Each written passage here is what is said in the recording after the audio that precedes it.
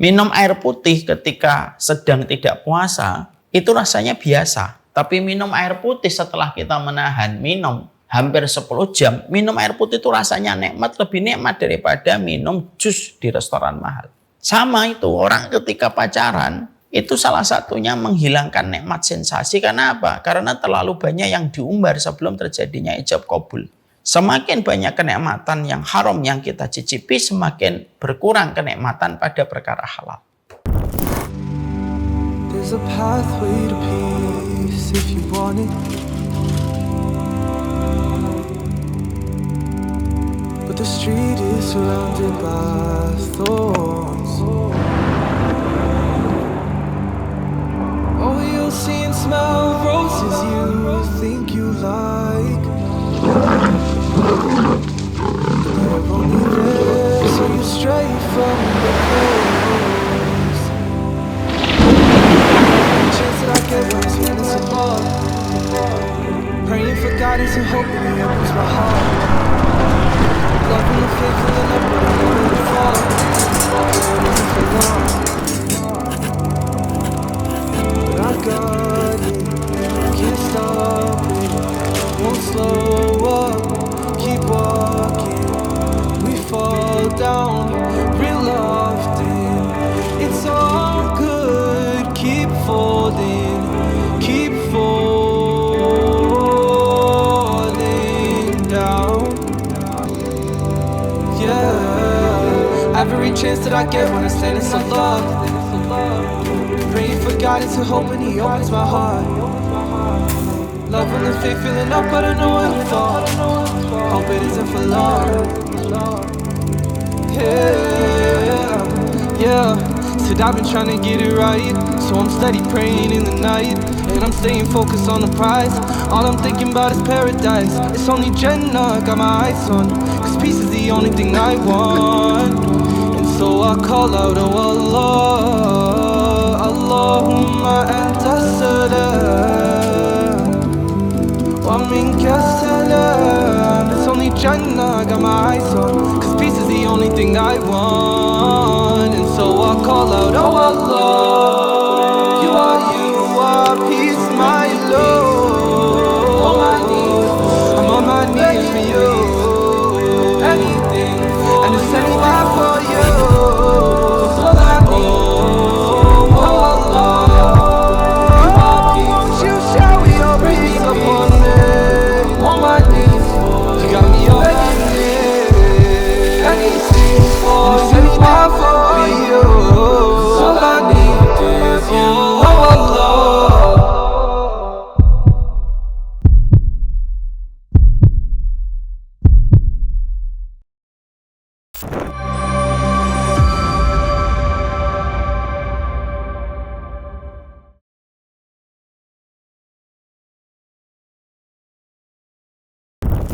Assalamualaikum warahmatullahi wabarakatuh.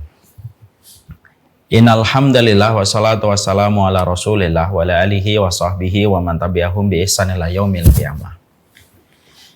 Kepada seluruh para penuntut ilmu, kepada seluruh para santriwati yang hari ini berjibaku dan hari ini terus berjuang di dalam menghatamkan dan menyempurnakan hafalan Qur'annya. Tentunya ada di antara kalian yang hafal sampai 5 juz, ada yang sudah sampai 10 juz, atau yang sampai kepada 20 juz. Tapi yang paling berat di dalam proses kita ketika kita berinteraksi kepada Al-Quran bukan masalah setoran hafalannya, tapi yang terpenting adalah bagaimana menjaga keikhlasan di dalam kita menghafalkan Al-Quran. Ada 3 pilar yang tentunya sangat kita butuhkan ketika kita menjadi seorang hamba. Pilar yang pertama adalah ilmu, karena pada dasarnya surga itu identik dengan ilmu sebagaimana ikan identik dengan air. Kita semuanya sangat membutuhkan ilmu. Ada pilar yang kedua selain keikhlasan itu adalah, selain ilmu adalah keikhlasan. Karena keikhlasan itu merupakan salah satu pilar yang penting ya, yang kita inginkan selain kita memiliki ilmu. Karena dengan keikhlasan menjadikan kita tawadhu, menjadikan kita rendah hati, dan menjadikan kita tahu tujuan kita mendapatkan hafalan Quran, mendapatkan ilmu adalah bagaimana memerdekakan kita dari godaan syahwat dan godaan setan menuju kepada peribadatan yang murni hanya kepada Allah semata.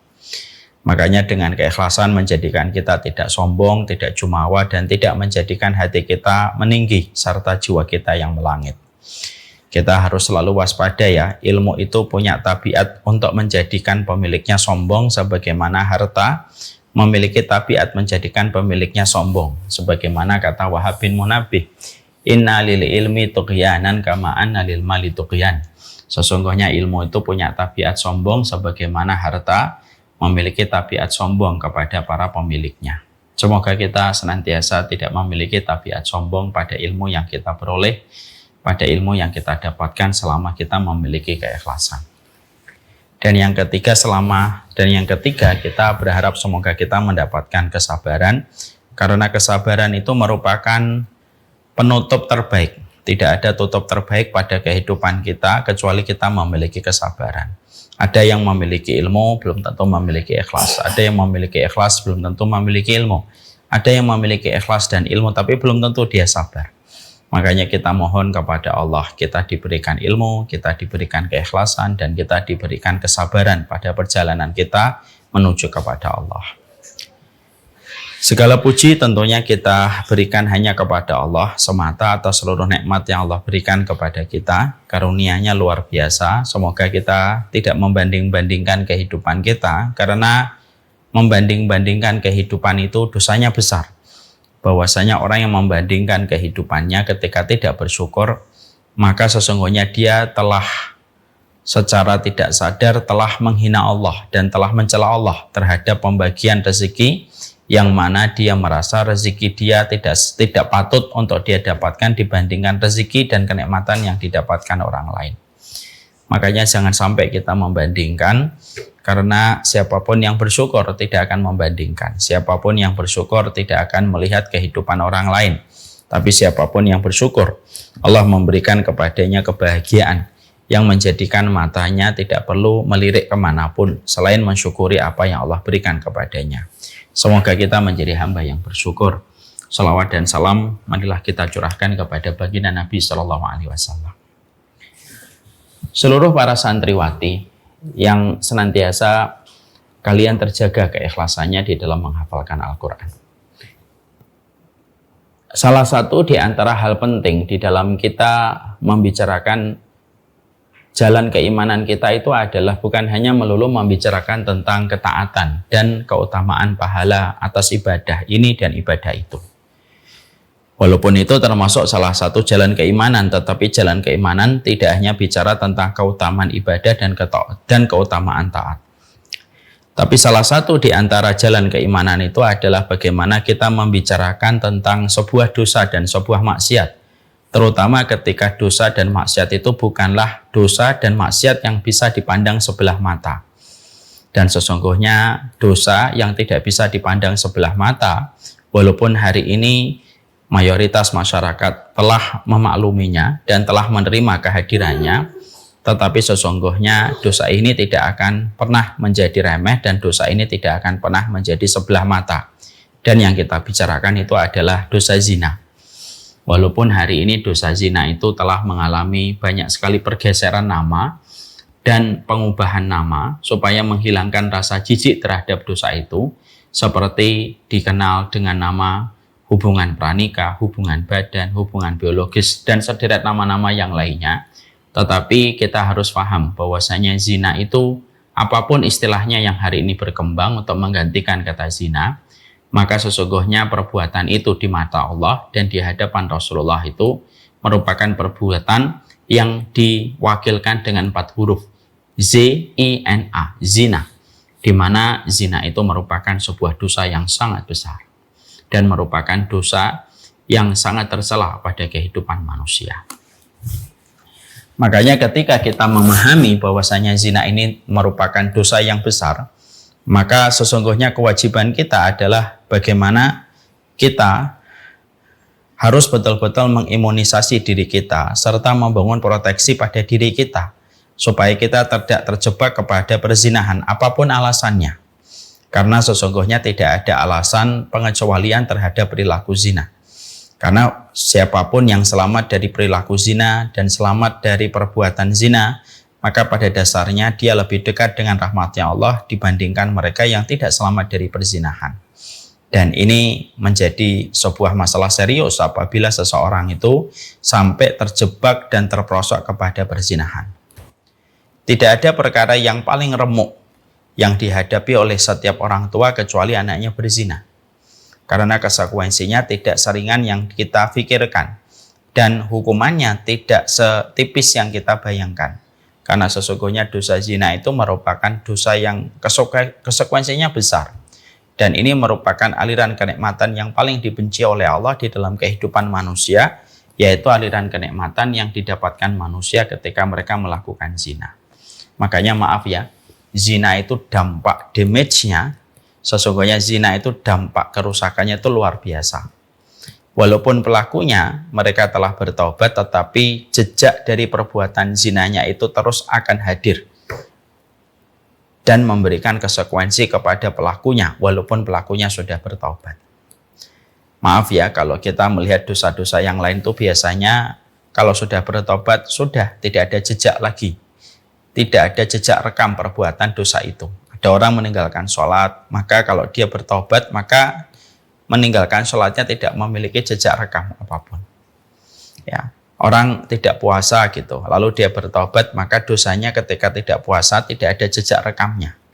Tapi beda dengan zina. Zina itu ketika sudah dilakukan, A sama B berzina sampai lahirlah C, maka walaupun A dan B sudah bertobat, maka konsekuensi dari perbuatan zinanya kalau sudah sampai mengandung C, itu bukan perkara ringan, tetapi itu perkara yang sangat besar, di mana banyak konsekuensi hukum akan terkait dan banyak sekali konsekuensi hukum yang akan hadir kalau perbuatan zina itu sudah dilakukan manusia. Ya, makanya saya pernah ya dalam sebuah kisah nyata, saya pernah mendapati bahwasanya ketika saya menyampaikan tentang tema zina di salah satu masjid gitu, ada salah satu jamaah yang menghampiri kami, mendatangi kami dan bertanya, saya sudah mikir apakah ini akan bertanya tentang masalah zina gitu. Karena pembahasannya tadi baru saja tentang zina. Dan ternyata memang betul dugaan saya, dia bertanya tentang zina. Beliau ini saya kenal, sangat familiar wajahnya karena selalu berada di depan kalau ada kajian gitu. Lalu beliau bertanya kepada kita, Ustadz gitu. Saya dulunya dan istri, dia menunjukkan istrinya sekarang pakai cadar. Istrinya tidak bergabung langsung dengan beliau, tapi mengambil jarak beberapa meter. Lalu beliau katakan kepada saya pertanyaan, saya dulu khilaf Ustadz bersama istri saya. Ya.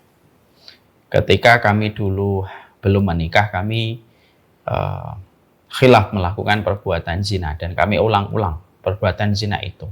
Sampai akhirnya istri saya hamil sebelum pernikahan. Kami menikah usia kandungan 3 bulan. Dan ternyata kandungan kami ketika lahir adalah perempuan. Maka itu terjadi Ustadz. Dan hari ini saya sudah betul-betul bertobat, menyesali perbuatan yang telah kami lakukan.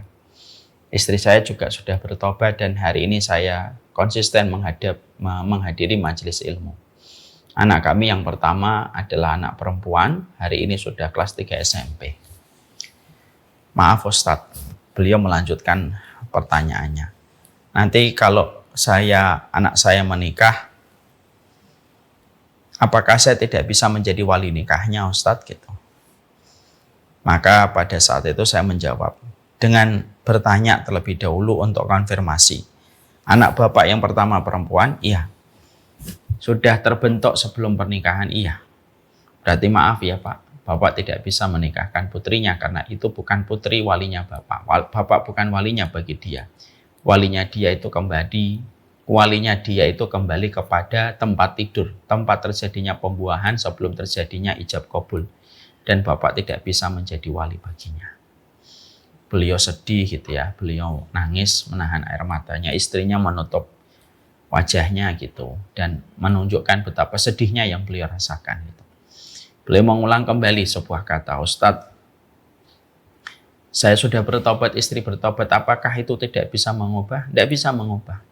Kalaulah hukum ini milik saya, Bapak, tentunya mungkin saya akan memberikan empati untuk Bapak. Tapi maaf ya, bahwasanya dalam persoalan ini hukum itu miliknya Allah dan saya tidak bisa mengubah apa yang telah ditetapkan di dalam hukum fikih sebagaimana dijabarkan oleh para ulama. Kisah ini merupakan kisah nyata, based on true story. Dan kisah ini memberikan kepada kita bahwasanya Masya Allah ya, ternyata perbuatan zina hari ini yang dipandang begitu ringan, dipandang biasa, dipandang sebagai sebuah culture itu. Karena serangan masif culture yang datang dari mereka yang tidak beriman, ditambah keroposnya kita dalam pendidikan, ditambah lagi kendali yang harus dilakukan orang tua juga sangat lemah gitu. Akhirnya kita mendapati bahwasanya anak muda hari ini menganggap biasa perbuatan zina, padahal dia tidak pernah biasa. Dan kita tidak akan mungkin menjaga diri kita dari zina kalau kita tidak mengilmui bagaimana yang kita pahami tentang zina dan bagaimana kita bisa selamat dari perzinahan, bagaimana kita bisa mengimun iman kita supaya iman kita selalu merasa jijik dengan perbuatan zina, yang mana ini tidak akan terjadi kalau kita tidak memahami ilmunya dan sekelumit yang berkaitan tentang zina, supaya kita harus betul-betul memahami dari lubuk hati kita bagaimana zina itu dan bagaimana konsekuensinya yang akan menimpa pada kehidupan kita kalau ada seseorang itu berzina. Hari ini yang berzina bukan hanya mereka yang tidak pakai jilbab, tapi hari ini zina itu memang sudah betul-betul masif. Makanya kita sempat dikagetkan ya, kejadian-kejadian yang viral di sosial media ada laki-laki dan perempuannya pakai cadar gitu, masuk ke kamar mandi masjid, lalu melakukan perbuatan tidak senonoh ya, yang akhirnya ketahuan gitu. Padahal dia memakai cadar, padahal dia memakai jilbab gitu. Dan hal-hal yang semacam itu sudah sering kita jumpai. Dan ini akan menjadi sebuah kengerian untuk kita kalau kita tidak segera menyadarkan hati kita, menyadarkan tentang betapa menakutkannya perzinahan itu. Kita khawatir bahwasanya perzinahan itu akan menjadi sebuah legalitas dan dipandang boleh. Dan orang yang mengatakan zina dengan kata yang tercela mungkin akan dianggap radikal kalau kita tidak menyuarakan narasi betapa jahatnya zina dan bagaimana zina itu scary. Jadi yang scary itu bukan marriage, yang scary itu zina. Kalau ada yang mengatakan marriage is scary, saya bisa mengatakan mainmu kurang jauh. Ya. Orang yang mengatakan pernikahan itu menakutkan ini karena dia melihat pernikahan itu hanya sebatas melihat pernikahan selebgram atau melihat pernikahan artis gitu ketika terlibat masalah dan perselingkuhan. Padahal Masya Allah banyak orang nikah itu bahagia sekali dalam pernikahannya, merasa sempurna, merasakan ketenangan yang tidak pernah dirasakan sama orang-orang yang tidak menikah. Jadi yang scary itu bukan marriage, yang scary itu zina. Karena zina itu sudah fix dan confirm secara terbukti, ya, menimbulkan banyak korban yang terjadi pada kehidupan manusia.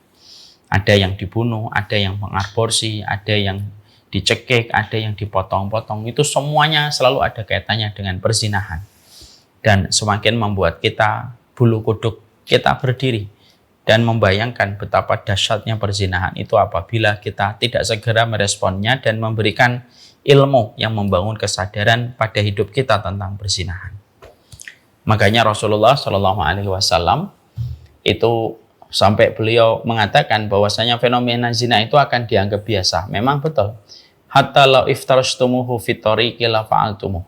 Sampai kita menjumpai perkataan dari Rasulullah SAW, kalaulah ada orang-orang yang tidak beriman, yang mereka ketika tidak beriman mereka sampai memberikan contoh berzina di pinggir jalan, maka sesungguhnya ada di antara umatku yang nanti akan berbondong-bondong mencontohkan bagaimana berzina di pinggir jalan. Saking begitu masifnya perbuatan zina dan saking begitu menularnya penyakit zina itu. Makanya tidak salah kalau ulama itu mengatakan su'ul khuluqi yu'di, penyakit buruk itu menular.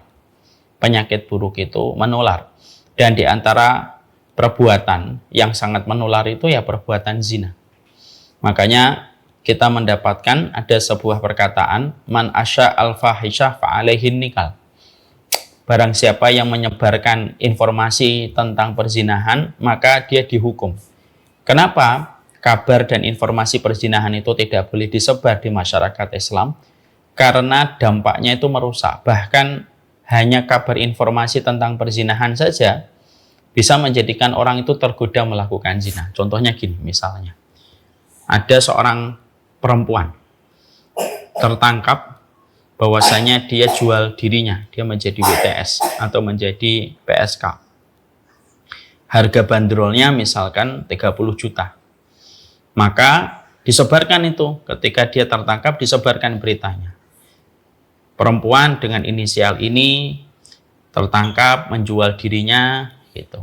Transaksi tubuhnya dengan harga 30 juta. Maka itu ketika beritanya dibaca sama orang yang asalnya tidak punya kepikiran tentang zina, lalu melihat foto perempuan itu dan melihat bandrolnya, bisa jadi akhirnya tergoda. Kenapa semacam itu? Karena dosa zina itu dosa yang kabar saja itu bisa mempengaruhi orang untuk bisa melakukan perzinahan. Saking begitu buruknya perbuatan zina untuk menular. Makanya para ulama sampai mengatakan ada 2 dosa yang paling cepat menular. Homo, lesbian, dan perzinahan. Itu paling cepat menular.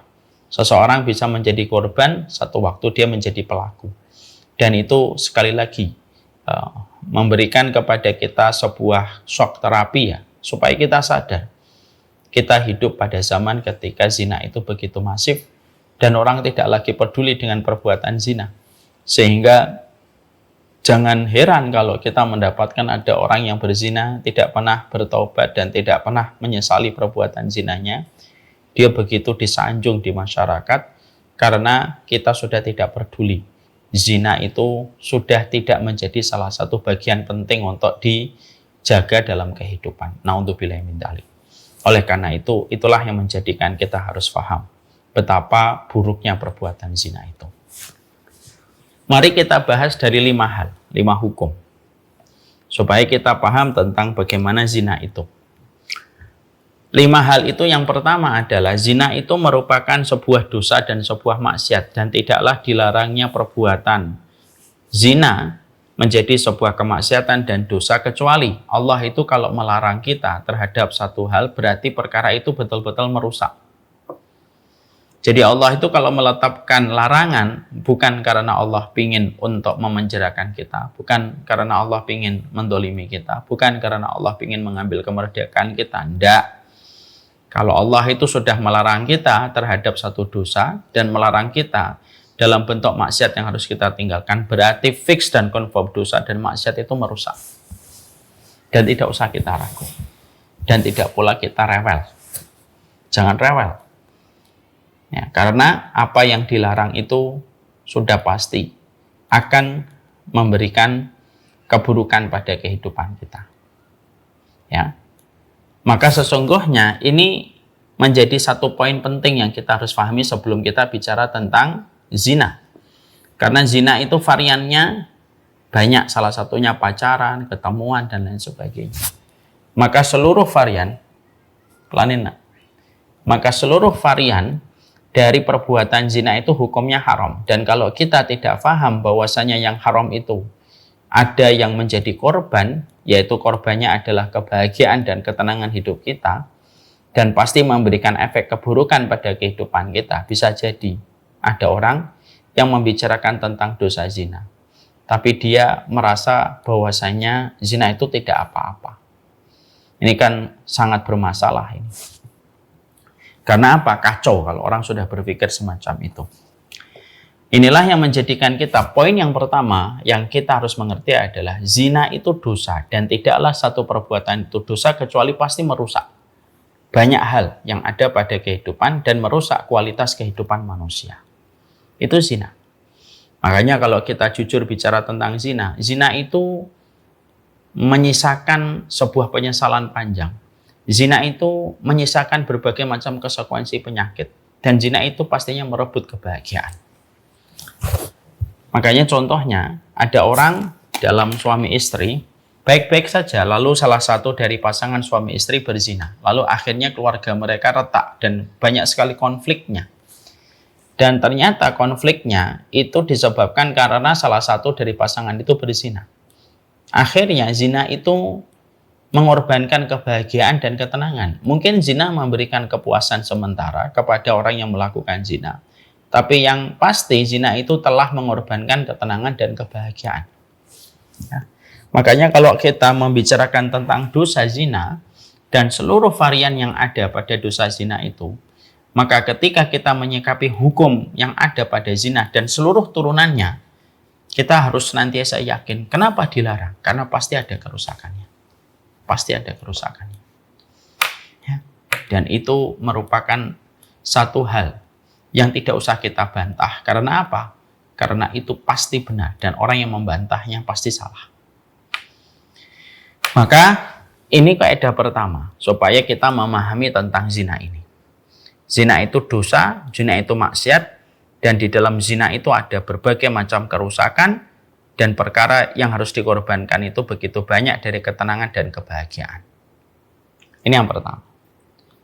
Yang kedua yang kita harus paham, zina itu termasuk salah satu di antara pucuknya dosa. Karena salah satu yang mendekati puncak mata rantai dosa itu salah satunya dosa zina. Puncak mata rantai dari dosa dan kemaksiatan itu syirik, kekufuran, kemunafikan. Tapi yang mendekati kepada pucuk mata rantai dari perbuatan dosa dan maksiat itu apa? Yaitu adalah dosa zina. Makanya kita hampir mendapati kalau Allah menerangkan dosa syirik, maka biasanya yang menyertai dosa setelah syirik itu ya kalau tidak dosa membunuh ya dosa berzina. Dan kita mendapati bahwasanya hampir semua hadis dan semua riwayat yang bercerita tentang musibah yang bernama musibah alam dari gempa itu ada kaitannya selalu dengan perzinahan. Makanya sampai zina itu betul-betul luar biasa, meninggalkan konsekuensi yang panjang walaupun pelakunya sudah bertobat yang tadi saya sampaikan. Ya, makanya kalau ada A berzina dengan B lahir C, C tidak bisa dinasabkan kepada A. Nggak bisa C bin A itu nggak bisa. Dan C ketika meninggal atau A yang meninggal tidak bisa mewariskan kepada C. Konsekuensinya kenapa seberat ini? Karena memang tidak ada aliran kenikmatan yang paling dibenci oleh Allah kecuali adalah aliran dari perbuatan zina. Air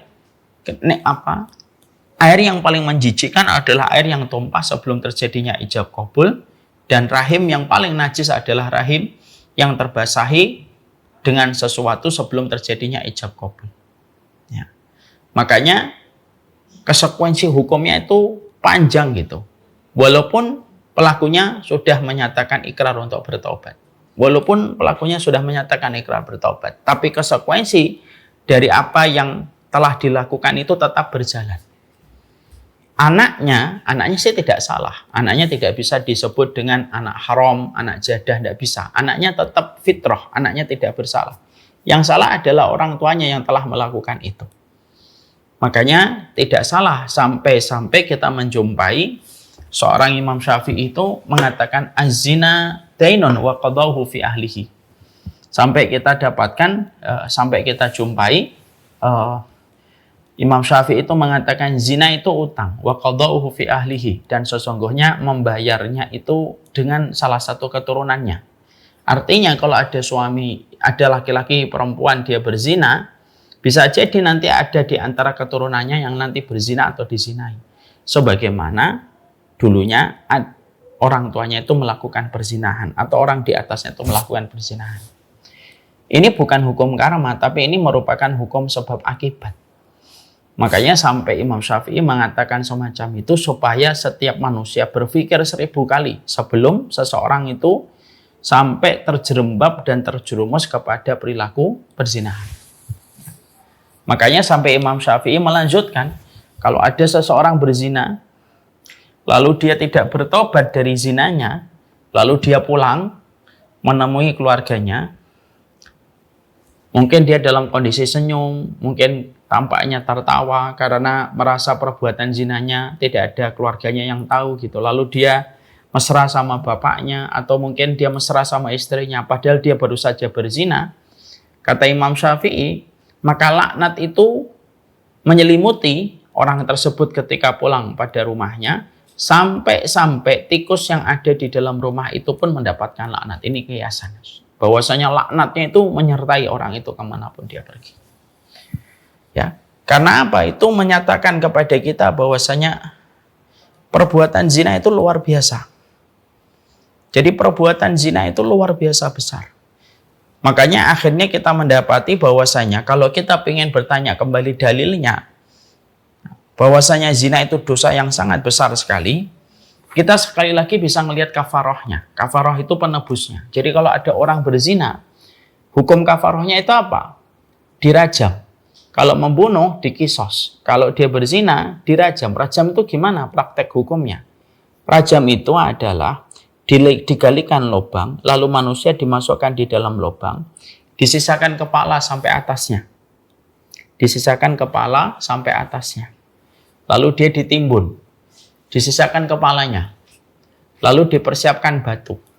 Batunya tidak boleh batu yang besar sekali, yang sekali dijatuhkan pecah kepala, yang dia langsung mati. Tapi batu yang dipersiapkan juga tidak boleh batu yang kecil, yang dilempar-lempar kerikil nggak mati-mati, tidak. Tapi batunya itu yang setengah atau tengah-tengahnya, tidak terlalu besar, tidak terlalu kecil. Di mana batu itu segenggaman tangan. Kenapa? Supaya ketika dia dieksekusi dengan hukuman rajam, dia dilempari batu, tidak langsung mati. Tapi seluruh urat syarafnya, seluruh jaringan-jaringan syarafnya merasakan sakit ketika dilempari batu, sebagaimana seluruh jaringannya dan seluruh urat syarafnya merasakan nikmat ketika dia berzina. Karena dosa yang betul-betul menawarkan sensasi nikmat dari ujung rambut sampai ujung jempol itu adalah dosa zina. Makanya cara menebus dosa zina itu apa? Seluruh urat syaraf yang mendapatkan bagian nikmat dari zina itu harus meregang rasa sakit untuk menebus dari rasa nikmat yang dia dapatkan ketika dia berzina. Dari hukum kafarohnya saja, kita akhirnya itu sadar dan kita harus membuka mata. Ini tidak dosa kecil kalau seberat itu kafarohnya. Karena dosa yang paling berat kafarohnya, penebusnya itu adalah dosa zina dan dosa homo atau lesbian juga sama. Itu dosanya berat kafarohnya. Karena apa? Karena sesungguhnya itu menunjukkan kepada kita kenikmatan yang betul-betul Allah murka itu, yaitu adalah kenikmatan yang didapatkan dalam proses zina. Ya. Makanya akhirnya ketika kita mengetahui ensiklopedi zina itu sedahsyat itu, harusnya setiap orang itu berpikir. Makanya kalau ada seorang bapak punya anak perempuan, itu harusnya dia betul-betul menjaga diri. Karena apa? Kalau dia memiliki anak perempuan sampai dia berzina, maka bisa jadi anak perempuannya akan membayar mahal perbuatan zina yang telah dilakukan oleh sang bapak. Ya. Ini sekali lagi, zina itu besar sekali. Zina itu besar sekali. Konsekuensinya terlalu besar di hadapan Allah dan di hadapan Rasulullah SAW. Terlebih lagi ketika zina, Basim. Terlebih lagi ketika perilaku zina itu semakin banyak sekali rintangannya, dan rintangan itu dilewati semuanya sampai orang itu berzina, itu semakin berat. Makanya kenapa orang zina sebelum nikah dengan orang yang sudah nikah zina, itu dosanya beda. Menebus dosanya itu beda. Kenapa? Karena semakin dihalangi banyak halangan, barrier, tapi semakin orang itu melabrak semuanya dan berzina, itu semakin besar hukumannya di sisi Allah. Makanya berzina dengan orang yang jauh dengan berzina dengan keluarga sendiri itu betul-betul berbeda hukumannya dan berbeda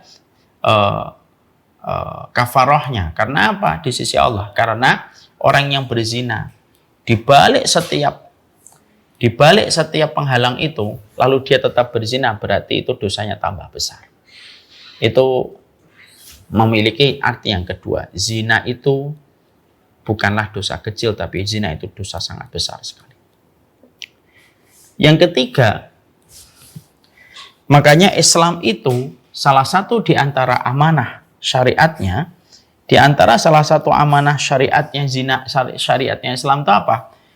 Membangun kondisi kaum muslimin dan kaum muslimah itu terhindar dari perbuatan zina. Jadi salah satu amanat di dalam syariat itu apa? Memastikan tidak terjadinya perzinahan. Makanya kita mendapati dalam Islam itu apa? Hukum nikah dimudahkan. Ya. Mahar juga tidak ditetapkan dengan angka minimal. Ya. Terus bagaimana kita mendapati hukum berbicara dengan lawan jenis itu tidak boleh terlalu lembut suara wanita. Wanita tidak boleh jalan di depan laki-laki. Tidak boleh berduaan kecuali yang ketiga itu adalah setan. Tidak boleh memegang tangan kecuali diiringi dengan ancaman dosa yang berat. Semua syariat-syariat yang tadi saya sebutkan itu bermanifestasi bagaimana supaya manusia itu ditutup segala celah yang bisa menuju kepada perzinahan. Ya. Makanya maaf ya, sampai memberitakan berita zina tidak boleh. Makanya sampai orang yang sudah menikah tidak boleh terlalu mesra, memperlihatkan kemesraannya di depan orang gitu, sampai ciuman bibir, ciuman pipi gitu di depan orang banyak. Kenapa makruh itu dilakukan di dalam hukum Islam? Karena orang yang melihatnya belum tentu hatinya itu bersih dari penyakit. Sehingga akhirnya bisa jadi melihat tontonan kemesraan justru bisa menjadi tarikan dan godaan bagi dia untuk melakukan perzinahan. Itu sangat berbahaya sekali. Makanya yang ketiga, saking Islam itu saking begitu kuatnya Islam, syariatnya itu menjaga perbuatan dari perzinahan itu, makanya akhirnya semua itu dibangun. Ya, makanya sampai kita mendapati alhambu mautun, ipar itu maut. Nah, jangan sayang. Ya. Sampai kita mendapati alhambu mautun, ipar itu maut. Kenapa kok sampai hukum ipar saja dijelaskan dengan begitu tegas oleh Nabi? Sampai Nabi mengatakan alhamdu maut. Sesungguhnya ipar itu maut. Kenapa Nabi sampai mengatakan sedemikian tegasnya? Karena menutup kemungkinan terjadinya perzinahan. Sampai pacaran itu kenapa tidak boleh, haram dalam Islam? Karena menutup celah-celah segala macam hal yang bisa menjadikan seseorang bisa tertarik dan tergoda, terperosok kepada perbuatan zina. Makanya kalau kita paham ini, kita akan mengerti betapa tarikan zina itu luar biasa. Makanya syariat itu menutup rapat semua perkara yang bisa mengarah kepada perbuatan zina. Kenapa tidak boleh nelpon laki-laki dan perempuan sampai, maaf ya, sampai ada yang sampai tiduran sambil saling dengerin nafasnya dalam tidur, sampai fenomena semacam itu diletakkan itu hukumnya tegas di dalam Islam itu apa? Karena pada dasarnya semua dari syariat yang mengatur tentang laki-laki dan perempuan sampai masalah ipar pun dijelaskan ketegasan hukumnya oleh baginda Nabi supaya manusia itu mereka tersulitkan untuk melakukan perzinahan dan termudahkan untuk melakukan pernikahan. Karena apa? Ya begitulah tentang masalah nikah dan zina itu keduanya tidak sama. Makanya maaf ya, seberat-beratnya kita mendapati seseorang itu menikah, misalkan seberat-beratnya kita mendapati informasi misalkan ada seseorang menikah lagi. Itu beratnya informasi itu jauh lebih ringan daripada kita mendengarkan berita terjadinya perzinahan. Walaupun hari ini banyak orang yang lebih setuju yang kedua daripada yang pertama. Daripada nikah lagi, lebih baik kamu zina. Yang penting saya nggak tahu. Oh, nggak boleh. Ya, karena keduanya jelas berbeda di sisi Allah. Makanya seberat-beratnya kita mendengar berita orang itu nikah lagi, seberat-beratnya kita mendengar itu jauh lebih ringan daripada kita mendengar tentang perzinahan seseorang. Ya. Jadi menunjukkan kepada kita bahwasanya yang ketiga, ini masalah zina ini betul-betul dijaga syariatnya. Makanya sampai kita mendapatkan ya tadi seorang perempuan disuruh untuk jalan di belakang laki-laki, tidak boleh berduaan, tidak boleh dipegang kulitnya, itu sebenarnya sama. Supaya terjaga kehormatan. Supaya terjaga kehormatan. Ya. Karena apa? Karena begitulah harga kehormatan begitu sangat mahal di sisi Allah Subhanahu wa taala. Itu yang ketiga. Yang keempat yang kita harus pahami tentang zina. Yang keempat yang kita harus pahami tentang zina itu adalah zina itu by proses. Zina itu by proses. Dia tidak datang seketika langsung menjadikan orang terjerumus kepada zina. Tidak. Zina itu by proses. Artinya, zina itu by proses itu akan kita pahami lebih jelas itu kalau kita membaca sebuah riwayat yang disampaikan oleh Sa'id bin Musayyib. Ada sebuah riwayat dari Sa'id bin Musayyib.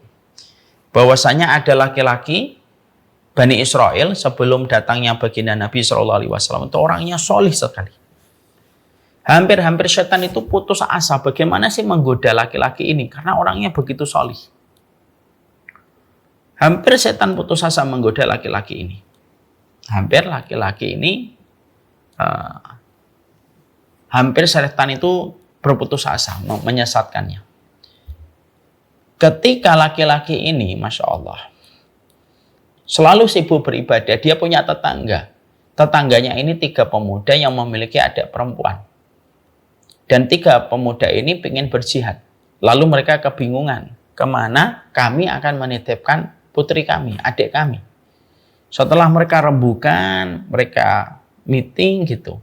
Mereka sepakat tidak ada yang paling berhak, tidak ada yang paling layak menerima titipan adik kami ketika kami akan berjihad kecuali tetangga kami ini, laki-laki yang solih ini yang selalu beribadah di dalam rumahnya bertahun-tahun. Akhirnya 3 pemuda itu berusaha melobi mendatangi pemuda tersebut dengan niat untuk menitipkan adik mereka. Pertama kali ditolak sama ahli ibadah itu. Tapi 3 pemuda ini betul-betul tidak putus asa dan pantang mundur. Dan betul-betul pengen nitip adik mereka. Akhirnya diterima sama laki-laki Bani Israel ini yang sudah rajin beribadah. Tapi dengan syarat adik mereka diletakkan di lantai pertama, dia di lantai kedua. Tentunya syarat itu disepakati oleh 3 kakaknya. Karena yang mereka inginkan, mereka sudah merasa pas dan cocok adik mereka dititipkan sama orang solih yang taat beribadah. Maaf ya, zina itu terkadang tidak mengenal ibadah. Kalau sudah masuk dan menerobos kepada hati dan jiwa manusia tanpa ampun. Akhirnya ketika perempuan itu dititipkan, diletakkan di lantai pertama. Di lantai pertama. Dan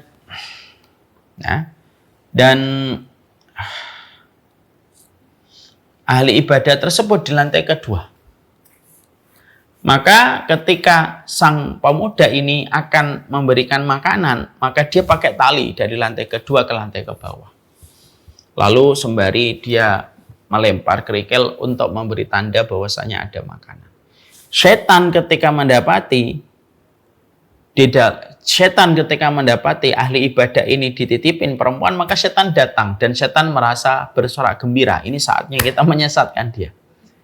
Maka ketika pemuda tadi selalu membawa tali mengirimkan makanan, setan berkata, biarkan saja dulu dia menikmati apa yang dia perbuat. Setelah beberapa saat setan itu datang menggoda hatinya dan berkata, mosok sih kamu kirimkan pakai tali dari atas, bawa ke bawah aja, apa sih susahnya ketika dibawa ke bawah gitu. Kan lebih baik ketika kamu bawa ke bawah gitu, langsung kamu nanti ke atas gitu. Ahli ibadah itu langsung tergoda, oh iya ya. Akhirnya dia rubah caranya. Setelah sekian lama dibiarkan setan, maka akhirnya dia merubah. Dia meletakkan makanan di depan pintu, lalu dia ketok pintu. Langsung dia pergi. Setan lalu mereka saling rebukan dan mereka saling berbicara. Biarkan aja dia melakukan perbuatan itu. Biarkan aja dia melakukan perbuatan itu. Beberapa saat setelah dia melakukan perbuatan itu, mengetuk pintu langsung ke atas, setan datang lagi menggodanya dengan lebih lembut. Maksudnya kamu cuma mengetuk langsung pergi begitu cepat gitu. Tunggulah sebentar pintu itu terbuka gitu. Kan tidak ada salahnya kamu mendapati siapa yang dititipkan kepadamu. Maka ahli ibadah itu mikir, oh ya juga ya. Akhirnya oke kalau kayak gitu. Oleh kalau gitu. Akhirnya apa? Ngetok pintu. Ketika dibuka pintunya krek, nah disitulah mata ketemu dengan mata. Dibiarkan dia selalu meletakkan, mengetok pintu sampai dibukakan dikasih. Setan datang lagi setelah beberapa saat dan berkata, "Masa sih kami cuma membuka cuma lihat matanya? Cobalah kamu ajak ngobrol, mungkin ada sesuatu yang dia sampaikan." Ahli ibadah itu berpikir, oh iya ya, akhirnya dia masuk ngobrol. Masa sih cuma ngobrol doang begini, terus nambah sampai akhirnya terjadilah perzinahan. Kisah itu memberikan kepada kita sebuah insight yang luar biasa. Zina itu by proses. Dari sekedar kita bertanya tentang status santriwati, punya status, tiba-tiba ada laki-laki tanya, wah Masya Allah statusnya gitu. Bisa jadi kalau kita tidak waspada, itu terus itu kayak perjalanan bola salju menggelinding ke bawah, menerjang apa saja. Sehingga dari situlah kita paham, jangan pernah menganggap bahwasanya kita itu bisa menang terhadap syahwat kalau kita sudah mengundang syahwat itu datang. Karena apa? Susah sekali menang kepada syahwat itu kecuali orang yang dirahmati oleh Allah sebagaimana Nabi Yusuf. Jalan paling tepat ketika menghadapi fenomena zina itu apa? Menutup celah terjadinya perzinahan. Itu sudah lebih baik. Ada orang komen begini. Kamu tanya, laki atau perempuan ini? Saya ikhwan ukhti, ya sudah blok. Sudah selesai. Kenapa? Karena kita tahu zina itu by proses. Dan zina itu apabila, dan maaf ya, kalau orang itu akhirnya pacaran, entah dia misalkan ada yang mengatakan, kami ini pacaran tapi sebenarnya kami tidak melakukan apa-apa. Gimana sih? Orang sudah namanya pacaran itu ya pasti melakukan apa-apa gitu. Setidaknya bertemu, setidaknya memegang, setidaknya berjumpa, setidaknya menatap gitu. Dan itu merupakan anak tangga pertama sebelum anak tangga berikutnya. Dan yang pasti hal semacam itu akan mengurangi kenikmatan nanti ketika dia telah dihalalkan oleh Allah. Orang pacaran gitu sampai 5 tahun nikah.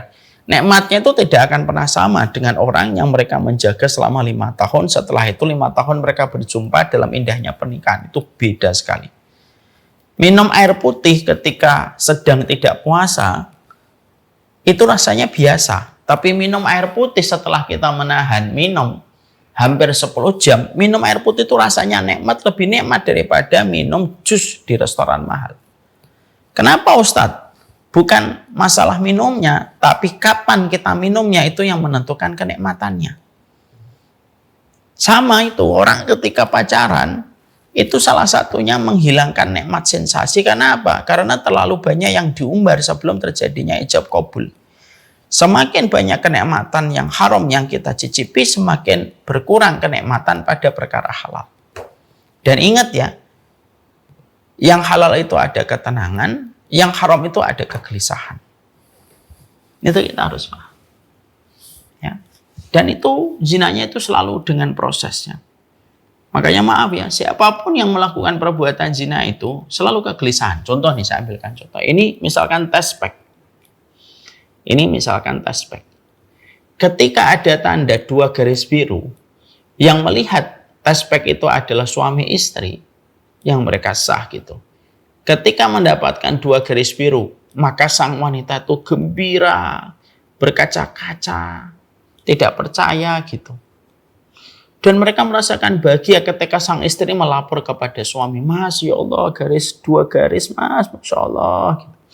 Mereka gembira, mereka tasyakuran. Kenapa? Karena yang melihat tespeknya itu dalam kondisi yang terikat pada yang halal.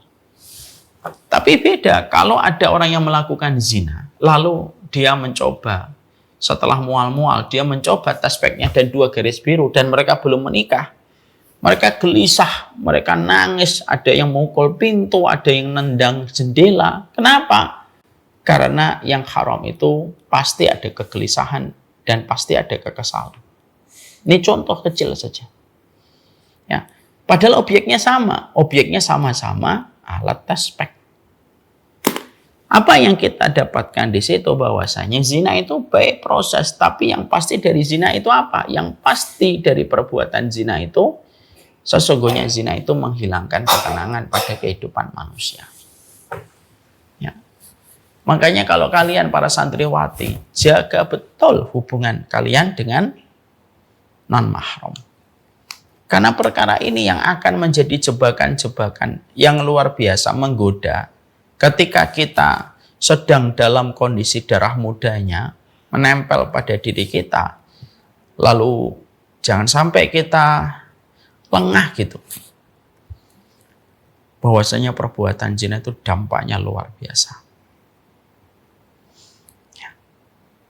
Dan kalau orang sudah melakukan perbuatan zina itu, Masya Allah, bagaimanapun tidak akan sama dengan orang yang tidak pernah melakukan perzinahan. Tidak akan pernah sama. Dampaknya itu yang dirasakan tidak akan pernah sama menjalani sisa hidup. Karena dosa yang selalu meninggalkan jejak keburukan itu dosa zina. Dan itu yang keempat. Ya. Yang kelima, ya. Penyebab dari zina itu apa? Penyebab dari zina itu ada beberapa poin yang disampaikan oleh para ulama. Poin yang pertama, dosa zina itu karena yang laki-laki dalam versi laki-lakinya adalah kalau sudah meninggalkan urusan sholat. Kalau sudah meninggalkan urusan sholat. Sebagaimana yang Allah firmankan di dalam surat Maryam. Di dalam surat Maryam itu Allah menyampaikan kepada kita khalfun adha'us sholata wattaba'us syahawat. Ya. Allah menyampaikan kepada kita surat Maryam 59. Tidaklah orang yang meremehkan urusan sholat kecuali mereka pasti akan mengikuti syahwat. Jadi kalau ada laki-laki kok sampai berzina, itu biasanya ketika laki-laki itu berzina, itu ada kaitannya dengan urusan sholat yang berantakan. Urusan sholat yang berantakan. Makanya kalau ada seseorang, kalau kita sering ngelihat ada orang zina itu selalu saya tanya, gimana sholat kalian gitu. Sholatnya berantakan. Kalau sudah sholat berantakan, Allah kan menyampaikan, adha'us sholata, kata setelahnya itu apa? Wattaba'us syahwat, ngikutin syahwat itu. Hanya laki-laki kalau sudah berantakan sholatnya itu pasti diperbudak dengan syahwatnya. Dari versi perempuan, nomor satu penyebab zina itu kenapa? Karena perempuannya sudah hilang rasa malu. Kalau sudah hilang rasa malu itu penyebab terbesar wanita melakukan perzinahan. Dan penyebab terbesar laki-laki berzina itu meninggalkan sholat. Ya. Makanya Allah itu memuji setiap wanita itu ketika wanita itu memiliki rasa malu yang melekat pada dirinya. Ya. Karena malu itu merupakan harta yang paling berharga dalam kehidupan seorang wanita. Sebagaimana Allah sampaikan tamshi al-istihya, sebagaimana dalam surat Al-Qasas ayat yang ke-25. Allah mensifati perempuan itu dengan rasa malunya. Kalau perempuan punya rasa malu, segede apapun dia dipaksa untuk berzina. Tapi perempuan kalau mengatakan tidak, selesai. Kenapa? Laki-lakinya tidak bisa maksa. Kalau maksa dia akan kena perkara delik hukum. Ya.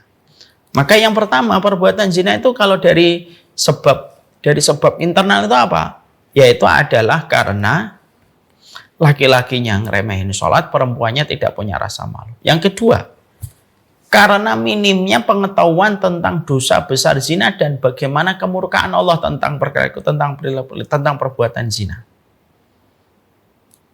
Ya karena anak-anak dididik hanya untuk memenuhi kebutuhan industri dan tidak tahu tentang syariat Allah. Mereka menganggap bahwasanya zina itu ya biasalah gitu. Ya dosa tapi ya nggak dosa-dosa besar gitu. Dan merasa itu ya sebatas having fun gitu. Orang yang tidak takut sama Allah itu berpeluang besar untuk menjadi member semua dosa besar. Ya. Karena kembalinya kepada apa? Kembalinya kepada proses bagaimana dia memiliki rasa takut kepada Allah. Nah, makanya kita harus memahami dari semenjak kecil gitu ya. Kita harus betul-betul menjaga bahwasanya kehormatan kita itu harganya begitu mahal di sisi Allah Subhanahu wa taala. Yang ketiga, karena mahalnya pernikahan, al-maghalatu fi zawaj. Mahalnya pernikahan itu merupakan salah satu di antara faktor terjadinya banyak perzinahan. Uang gedungnya 500 juta, souvenirnya 75 juta, ya, bla bla bla bla bla sampai 1 miliar. Padahal dia gajinya cuma UMR sekitar 4 juta. Lah sampai kapan dia terpenuhi? Akhirnya apa? Akhirnya mereka berpikir cepat dan bersyahwat ringkes gitu lah. Ya udahlah, daripada mahal udah zina aja. Lebih baik saya zina sama orang gitu, saya bayar atau saya pacarin dia untuk saya dapatkan apa yang saya mau. Maka akhirnya memilih jalan itu. Ditambah lagi mahalnya pernikahan itu ditambah lagi dengan orang tua yang senantiasa mengundur-undur kemauan orang untuk menikah. Hanya karena merasa bahwasanya pekerjaan anaknya belum mumpuni gitu. Lalu sering orang tua berkata, kamu nanti ngasih makan apa? Batu. Lupa bahwasanya itu adalah ada Allah yang menjaga. Ada Allah yang menjaga. Makanya akhirnya kita harus mengerti gitu. Terkadang terjadinya perzinahan itu karena meninggalkan sholat laki-laki, karena tidak punya malu. Yang kedua adalah karena minimnya pengetahuan tentang perilaku zina. Dan yang ketiga terjadinya perilaku zina itu, ya, tadi yang ketiga apa ya? Lupa. Yang ketiga, tadi apa ya Ustaz Deden? Saya lupa. Ya, mahalnya pernikahan. Maka ini menjadi tambahan lagi, mahalnya pernikahan itu apa? Yaitu orang tua yang membuat syarat yang rumit orang itu untuk nikah. Lalu orang tuanya itu tidak sadar bahwasanya perzinahan itu sudah begitu mudah untuk dilakukan. Makanya yang keempat, yaitu tentang mahalnya pernikahan itu ditambah apa? Orang tua yang dayus. Ini paling berpotensi besar menjadikan terjadinya perzinahan. Jadi orang tuanya itu lebih baik mendapati anaknya pacaran lama, lalu setelah itu nikah, daripada anak itu ketika kenal pingin langsung nikah. Dan bagi orang tuanya, perbanyaklah istikharah, perbanyaklah untuk mengetahui calon dari akhwatnya gitu, atau calon dari ikhwannya gitu. Tapi terkadang banyak orang tua yang lebih memilih gitu. Dalam lebih baik pacaran aja gitu. Persiapkan saja panjang lebar gitu. Daripada nanti kamu terburu-buru di dalam pernikahan dan akhirnya nanti menyesal gitu, kata mereka. Makanya orang tua dayus itu menjadi salah satu di antara sumber faktor terjadinya perzinahan. Yang kelima, yaitu faktor mengumbarnya pandangan. Jadi mengumbarnya pandangan itu salah satu faktor terjadinya perzinahan. Karena faktor itu jendela dalam semua hal. Ya, semua itu dari masalah mata ini. Karena semua itu selalu dimulai dari rangkaian anak tangga yang pertama yang bernama mata. Makanya akhirnya merujuk kepada sampai perbuatan zina. 5 perkara inilah yang menjadikan seseorang itu paham tentang bagaimana perilaku zina itu bisa terjadi. Ya. Pertama, karena tidak sholat, tidak punya rasa malu, ketakutan kepada Allah lemah, mahalnya pernikahan, orang tua yang nusus. Dan yang kelima itu mengumbar pandangan gitu. Dan terlebih lagi dengan pemberitaan yang begitu banyak di sekitar kita tuh semuanya tentang zina, dan sudah dilumrahkan perbuatan zina itu. Ya sudah, akhirnya terjadilah apa yang terjadi hari ini, fenomena yang sangat menjijikkan tentang perilaku perzinahan. Maka itulah yang menjadikan kita harus paham. Makanya yang terakhir, apa sih yang kita harus lakukan? Tentunya 5 ini harus kita jaga. Harus memiliki sifat malu, menjaga urusan sholat, menambah ketakutan kita kepada Allah tentang perilaku zina, mencoba untuk menyederhanakan pernikahan sesuai dengan kemampuan. Kalau memang harus nikah di KUA, nikah aja di KUA. Banyak kok orang nikah di awal itu indah dan lebih memorable daripada nikah di gedung ketika kita terlalu memaksakan diri kita. Dan semoga orang tua kita tidak nusus dan menjaga pandangan. Plus ditambah lagi, apa yang harus kita lakukan supaya menjaga diri kita dari perzinahan? Doa. Makanya doanya Nabi ketika mendoakan seorang sahabat laki-laki yang berzina, maka Nabi mendoakan dengan doa yang sangat indah maknanya. Allahumma fir dzambahu wa tahhir qalbahu wa hassin farjahu. Ya Allah, ampunilah dosanya, sucikan hatinya dan jagalah kemaluannya. Kita bisa menggunakan doa ini diganti dengan domir, kata gantinya Allahumma fir dzambi wa tahhir qalbi wa hassin farji. Ya Allah, ampunilah dosaku, sucikanlah sucikanlah hatiku dan jagalah kemaluanku. Semoga Allah merahmati kita dan memberkahi kita. Semoga para santriwati tetap menjaga rasa malunya, tetap menjaga bagaimana sholatnya, tetap menambah rasa takutnya kepada Allah, tidak berlebih-lebihan di dalam menetapkan konsep pernikahan nanti gitu. Dan senantiasa kita bersama dengan orang tua kita dan terutama jaga pandangan. Insya Allah semoga kita termasuk di antara deretan hamba yang selamat dari sebuah gunung es yang mengerikan, yaitu fenomena perzinahan. There's a pathway to peace if you want it, but the street is surrounded by thorns. Oh, you'll see and smell roses you think you like, they're only there so you stray from the coast. Chance that I get when I'm spending so long, praying for guidance and hoping He opens my heart. Loving the faith, filling up, but I know it'll fall. It isn't for long, but I got it. Can't stop it, won't slow up. Keep walking, we fall down real often. It's all good, keep falling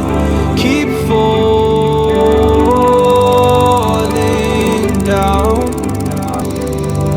Yeah, every chance that I get when I stand in so love, praying for guidance and hoping He opens my heart.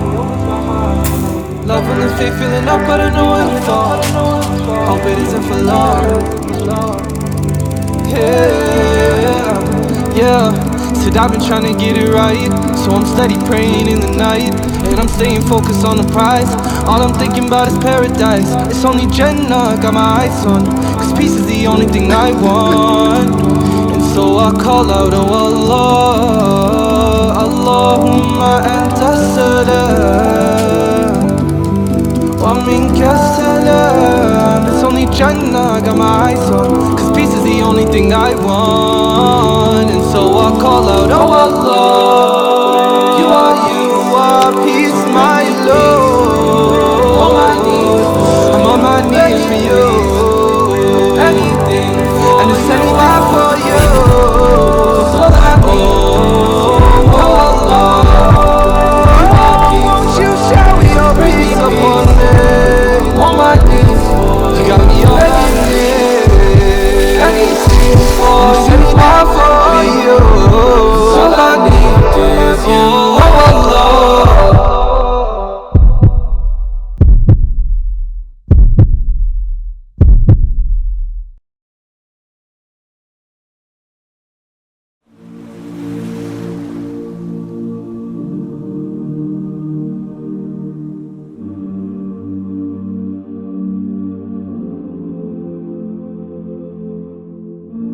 I've been holding for so long,